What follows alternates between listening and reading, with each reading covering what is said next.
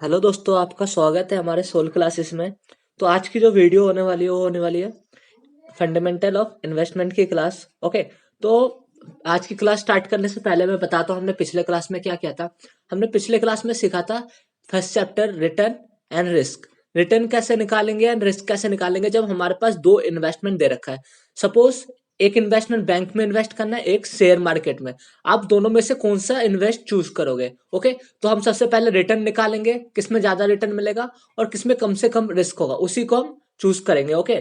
तो दो ऑप्शन थे हमारे पास, दो इन्वेस्टमेंट आ जाता है और दोनों में अलग अलग इन्वेस्टमेंट कर रहे थे हमने। ओके। वो पिछला वीडियो आप देख लेना, मैं लिंक जो है डिस्क्रिप्शन में दे दूंगा। और इस वीडियो में हम इससे अलग पढ़ने वाले हैं। तो इस चैप्टर का जो फर्स्ट चैप्टर ही चल रहा है, इसका दूसरा टॉपिक क्या है हमारा? First chapter return and risk जो हमने पीछे सीखा। ओके। और इस चैप्टर में जो हम सीखेंगे वो है portfolio return risk. Portfolio risk क्या है? पोर्टफोलियो रिस्क पहले मैं समझा देता हूँ, फिर मैं लिख के बताऊंगा। पोर्टफोलियो रिस्क जो है, जब आप पिछले क्लास में देखा था आपने कि हमने जो है अपने इन्वेस्टमेंट को दो जगह इन्वेस्ट किया था। मतलब दो जगह अलग अलग हमारे पास चॉइस थी, उनमें से एक सिलेक्ट करना था। बट पोर्टफोलियो कहता है कि हमें जो अपना इन्वेस्टमेंट है वो दोनों जगह कर देना चाहिए, आधा आधा। क्योंकि जब हम एक इन्वेस्टमेंट को दो जगह करेंगे तो हमारा जो रिस्क जो है कम होगा।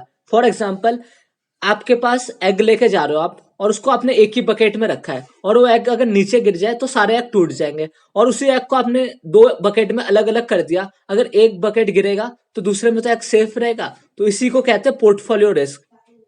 तो मैंने इसको लिख रखा है, अब portfolio risk is a collection of different investment. इसका क्या मतलब है?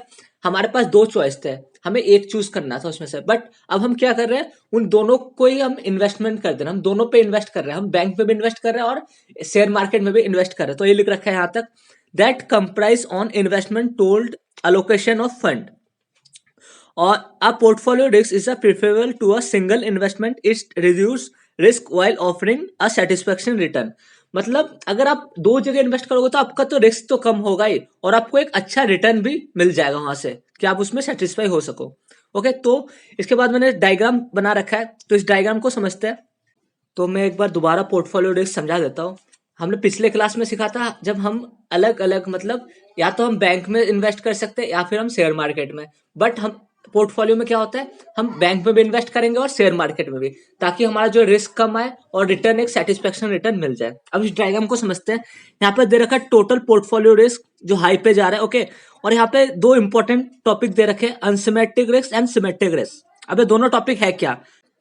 तो डायग्राम क्या कहना चाहता है, जो मैंने बताया unsymmetric risk and symmetric risk. तो जो टोटल पोर्टफोलियो रिस्क, हमारा टोटल रिस्क कितना आएगा वो हमारा दिख रहा है, टोटल रिस्क इतना है। अब इसमें एक अनसिमेट्रिक रिस्क है जो छोटा सा है, और एक सिमेट्रिक रिस्क है। तो जो अनसिमेट्रिक रिस्क है वो छोटा सा है और सिमेट्रिक रिस्क ज्यादा क्यों, इनको मैं दोनों को अलग अलग डिफरेंस करके बताऊंगा आगे।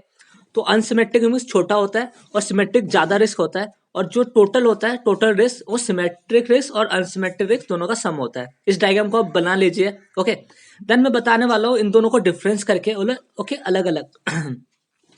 तो सिमेट्रिक रिस्क क्या होता है? सिमेट्रिक रिस्क जो हमारे कंट्रोल में नहीं होता। ओके। सपोज कीजिए कि ऐसे रिस्क जो होते हैं जो गवर्नमेंट के कंट्रोल में होता है या फिर कंट्री के कंट्रोल में होता है, जैसे इन्फ्लेशन बढ़ गया। ओके। तो हमारे कंट्रोल में थोड़ी, हम उस रिस्क को थोड़ी कम कर सकते हैं, या रिक्सेशन कम गया या घट गया। ओके। तो ऐसे रिस्क जो आते हैं वो सिमेट्रिक में आते हैं। अनसिमेट्रिक रिस्क जो हमारे कंट्रोल में होते हैं, जिसको हम कंट्रोल कर सकते हैं, जैसे आप पहले एक जगह इन्वेस्ट कर रहे थे, अब आप दो तीन जगह इन्वेस्ट करो, जिससे जो हमारे जो रिस्क जो है कम हो जा रहा है। अब जो मैंने इसमें पॉइंट लिख रखा है अनअवॉइडेबल, इसका क्या मतलब है? तो इसका मतलब है कि जो रिस्क हमारे कंट्रोल में नहीं है, सिमेट्रिक रिस्क जो हमारे कंट्रोल में नहीं है, इन्फ्लेशन जैसे महंगाई बढ़ गया वो हमारे कंट्रोल में थोड़ी है, वो तो कंट्री के कंट्रोल में है, तो उसको कहते हैं अनअवॉइडेबल, जो हमारे कंट्रोल में नहीं है। पहले पॉइंट का यही मतलब है। और सिमेट्रिक, अनसिमेट्रिक में लिखेंगे हम अवॉइडेबल, जो हमारे कंट्रोल में है। जैसे मुझे, मैं पहले एक जगह इन्वेस्ट करा था तो मेरा रिस्क ज्यादा था, अब मैं दो तीन जगह इन्वेस्ट कर रहा हूँ, बैंक में भी, शेयर मार्केट में, और भी कई जगह मैं इन्वेस्ट कर रहा हूँ, तो मेरा रिस्क कम हो जा रहा है, अवॉइडेबल। सेकंड पॉइंट लिख रखा है non reducible through diversification. Non reducible means जो जो हमारे ऊपर नहीं है, मतलब हम उस पर कुछ कर ही नहीं सकते, उसको कहते हैं non reducible through diversification. Okay. तो ये होता है सिमेट्रिक। और अनसिमेट्रिक में रिड्यूसेबल थ्रू डाइवर्सिफिकेशन, जो हमारे कंट्रोल में है। समझ गए ना आप? तो सिमेट्रिक और अनसिमेट्रिक आप समझ गए होंगे, और एग्जाम्पल से समझाता हूँ और भी अच्छे से समझ आएगा। जैसे सिमेट्रिक का मैं एग्जाम्पल लिखता हूँ।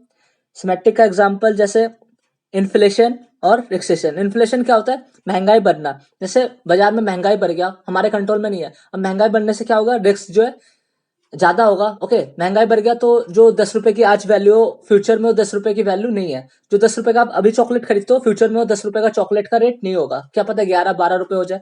ओके, तो उसे कहते हैं इन्फ्लेशन। और अनसिमेट्रिक, जो रिस्क हम कम कर सकते हैं, जैसे लेबर स्ट्राइक।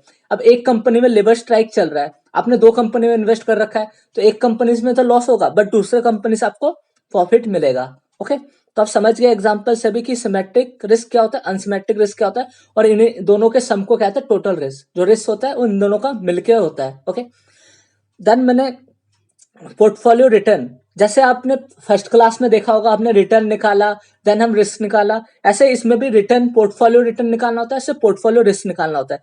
तो पोर्टफोलियो रिटर्न कैसे निकालना होता है, तो मैंने लिख रखा है, इसको आप पढ़ लेना, बट इसमें जो मेन जो चीज है वो RP equal to W0 plus into R0 plus W1 into R1, जो फॉर्मूला है, ये फॉर्मूला है, इसी से रिटर्न निकलेगा। पिछले क्लास में जो रिटर्न निकालने का फॉर्मूला था, R1 प्लस R2, जितने भी आपको रिटर्न मिल रहे हैं, divide by n, number of year जो भी है। ओके, और इसमें जो है अलग फॉर्मूला, इसका फॉर्मूला क्या है? वेट। वेट मीन्स आपने दोनों में फर्स्ट में कितना लगाया, और वेट 1 मीन्स आपने दूसरे इन्वेस्टमेंट में कितना पैसा लगाया। ओके, तो आपको नीचे भी दिख रहा होगा, RP equal to portfolio return होता है, कितना रिटर्न मिलेगा, तो इसका फॉर्मूला है W0 and W1 the weight of each asset. आपने कितना पैसा इन्वेस्टमेंट में लगाया दोनों में, एक में W0, दूसरे में कितना लगाया, और R0 and R1 the return of each asset. अब आपको वहां से कितना रिटर्न मिला, एक्सपेक्टेड रिटर्न होता है, तो वो कितना मिला। ओके, तो यही फॉर्मूला है इसका। तो हमने जो है फॉर्मूला सीख लिया। अब हम एक क्वेश्चन करेंगे, how to calculate portfolio return. तो आपने जो पिछले क्लास में देखा होगा कि रिटर्न निकालते थे, वैसे इसमें रिटर्न निकालना होगा, रिस्क पे निकालना होगा। तो सबसे पहले रिटर्न निकलेगा, तो रिटर्न का जो फॉर्मूला है मैंने लिख रखा है, तो जो फॉर्मूला मैंने अभी बताया वही फॉर्मूला है। ओके, तो RP equal to W0 into R0 plus W1 into R1। तो इसका एग्जाम्पल लिया है, portfolio investment in 2 companies A and B। हमने जो है दोनों कंपनियों में इन्वेस्ट किया। पोर्टफोलियो मींस एक में इन्वेस्ट नहीं करना होता, जैसे पिछले क्वेश्चन में ए और बी में से किसी एक में करना था, बट यहाँ हमने दोनों में इन्वेस्ट किया, ए एंड बी में। ओके, जिनका डेटा गिवन है। तो एक तरफ इन्वेस्टमेंट मतलब कितना हमने वहां पे इन्वेस्ट किया और कितना वहां से रिटर्न आया। तो हमने दोनों कंपनी में इन्वेस्ट किया, ना कि हमें दोनों में से एक चूज करना है, हमने दोनों में इन्वेस्ट किया, जिसे हम पोर्टफोलियो कहते हैं। ओके, तो एक ए कंपनी है और दूसरी बी कंपनी है, मतलब शेयर खरीदते हैं ना, दो दो कंपनी मान लो, आप एग्जांपल ले लो, एक ए कंपनी एक बी कंपनी। वहां पे हमने ए में कितना इन्वेस्ट किया, तो हमने ए में जो है इन्वेस्ट किया 25,000 और बी में इन्वेस्ट किया 75,000। ओके, तो दोनों में अलग अलग इन्वेस्ट किया। ओके, और दोनों का सम जो कितना हो रहा है वो हम आगे देखेंगे। और रिटर्न क्या मिला, रिटर्न क्या मिला वहां से, जो हमने इन्वेस्ट किया ए में 25,000 और बी में 75,000, वहां से हमें रिटर्न कितना मिला, 10% और 6%। तो ये दोनों तो अलग अलग रिटर्न है। अब इन टोटल रिटर्न कितना मिला वो हम निकालेंगे, तो इसी फॉर्मूले का यूज करेंगे। तो हमें सबसे पहले W0 चाहिए, उसका क्या फॉर्मूला है, उसका वो तो दे ही रखा है कि हमने 25,000 ए में इन्वेस्ट किया, और टोटल दोनों का टोटल कितना आया, 1 लाख आ गया, और दोनों को जब डिवाइड करेंगे 0.25 आ जाएगा। ऐसे ही W1 जो इन्वेस्टमेंट बी है उसका भी निकालेंगे। तो यहाँ पे मैंने लिख रखा है कि 1 लाख कैसे आया, 25,000 ए में इन्वेस्ट किया, 75,000 बी में, तो 1 लाख आया। ऐसे ही जो है W1 निकलेगा, तो W1 कैसे निकला, 75,000 अपॉन 1 लाख इक्वल टू 0.75। अब वो ये जो W0 और W1 पुट हो जाएंगे। ओके, तो उस फॉर्मूले पुट हो जाएगा। और जो रेट ऑफ रिटर्न तो दे ही रखा है, रेट ऑफ रिटर्न क्वेश्चन में दे रखा है, तो कितना दे रखा है रेट ऑफ रिटर्न, तो R0 तो दे रखा है। R0 मीन्स इन्वेस्टमेंट जो ए का है 10 और इन्वेस्टमेंट बी का 6, तो सारा सब कुछ तो दे रखा है, हम इजिली रिटर्न निकाल लेंगे। ओके, ये तो मैंने सिंपल एक फॉर्मूला एग्जाम्पल लिया है ताकि आपको समझ आए इस फॉर्मूला। ओके, तो RP equal to 0.25 W0 weight हो गया है इंटू R0 जो हमारा रिटर्न है, ऐसे 0.75 जो हमने निकाला सेकंड का वेट, और इंटू 6 जो रिटर्न मिलेगा, और दोनों का जब सम निकालोगे तो 7% आ जाएगा। तो अगर हम यहाँ पे दोनों में इन्वेस्ट करेंगे तो हमारा जो 7% रिटर्न मिलेगा। अब हमें कैलकुलेट करना है रिस्क। जैसे हम पिछले क्वेश्चन में जो किया था हमने पिछले क्लास में, वहां पे हमने रिस्क निकालना था रिटर्न के बाद, तो वहां पे स्टैंडर्ड डेविएशन से निकलता है। वैसे इसका फॉर्मूला है, बट यहाँ स्टैंडर्ड डेविएशन से नहीं निकलेगा। इसका एक सिंपल सा फॉर्मूला है, उस फॉर्मूले में आप डेटा को पुट कर दो, हमारा जो रिस्क निकल जाएगा। तो दे रखा है portfolio standard deviation, okay, standard deviation को रिस्क भी बोलते हैं, equal to under root W1 का स्क्वायर, और वो क्या है, स्टैंडर्ड डेविएशन का स्क्वायर, ओके। और ऐसे W2 का स्क्वायर, वेट का स्क्वायर, इंटू स्टैंडर्ड डेविएशन 2 का स्क्वायर, प्लस 2W1 और इंटू W2 और कोवेरिएंस, मतलब W और स्टैंडर्ड वेरिएशन तो क्वेश्चन में दे रखा होगा, और जो है कोवेरिएंस, इसका अलग फॉर्मूला है जो हमें निकालना होगा, कोवेरिएंस, ओके। तो इस फॉर्मूले में एक बड़ा सा क्वेश्चन कराऊंगा, जो पिछला क्वेश्चन हमने सीखा था ना, उसी क्वेश्चन को मैं यहाँ पे करवाऊंगा। तो इस वीडियो के लिए बस इतना ही, यहाँ पे मैंने बस फॉर्मूला बताया है।